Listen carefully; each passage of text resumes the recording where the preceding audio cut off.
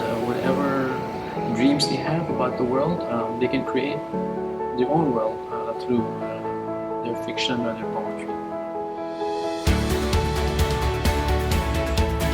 I'm Eric Valles. I teach English in NUS High School. Right, I teach by day. I'm exhausted at night, but I try to find pockets of time to write poetry after marking stacks of papers. The greatest challenge is to always be better, and we have a whole range of students. A few of them are gifted, and we have people who, like the day after they take a summative test, they would ask you when are they going to get their papers back. That sort of student. That could be good in a way, so we're always driven to go beyond our limitations and to be the best that we can for our students. The most aspiring thing the student has done would be to perform remarkably well from a relatively low base. We had a student before who was a foreign scholar. He started out mixing tenses and not making subjects agree with their verbs. And after 1 or 2 years in the English program here, he was able to write short stories, and he even won first place in the Science Chronicles competition. And he went on to study in MIT, and he's now a software engineer for some high-tech company. Yeah, stories like that can be inspiring, but at the same time, there are also some weaker students who are able to overcome their limitations as well.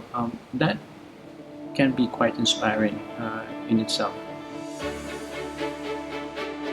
I get my inspiration from everything and everyone around me. Sometimes it could be a snatch of conversation that I turn into some verses.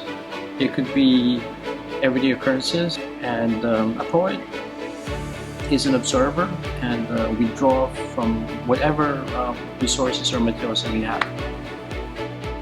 Okay, so I've published a couple of poetry books here. The first one was A World in Transit, which is about displacement.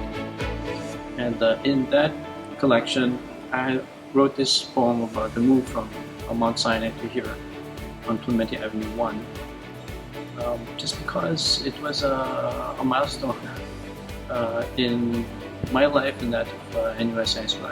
It was in my first year here, and I talked about how the students then, I envisioned how they would grow up, how they would outgrow some of their childhood mannerisms and toys, and how they would go on to be full individuals, right, with their own direction in their academic or scientific career. The second book is After the Fall, Dirges Among Ruins, and it's about trauma, and that's something that is gripping the world.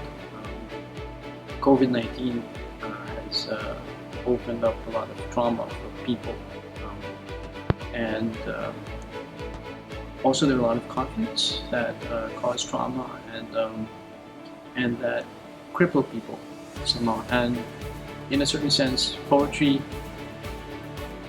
is a form of healing for some people, and I would like to contribute to that in my own little way. And I've also co-edited several poetry anthologies with Edwin Tambu, The Nature of Poetry, and with Desmond Con, several. There's this Animal Metodi anthology, which is about Singaporean poetic form, which is about repetition of imagery across 2 stanzas. And that was an exciting project, I thought. Yes, occasionally. Okay, it's not. I'm not sure if it's going to be offered this year. We've had very good creative writers here in my past 14 years. We've had students who've won first place in the Royal Commonwealth essay competition. Kwek Liu Hui, she went on to MIT, and she did very well in some of these scientific affairs as well. NUS High School is a good school with above average students. So we also have excellent writers, and the creative writing module is an outlet for them to express their creativity, their individuality as well. And we've had really remarkable works in science fiction, also in poetry, even horror stories, believe it or not. Yeah, so creative writing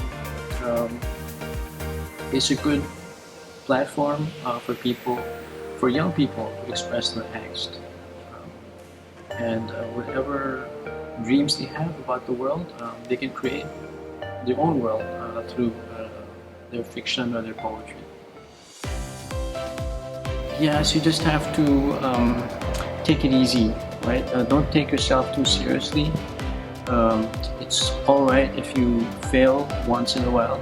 You are, after all, human, and people, even the best of us, learn from mistakes. And you can be better scientists by learning from your mistakes.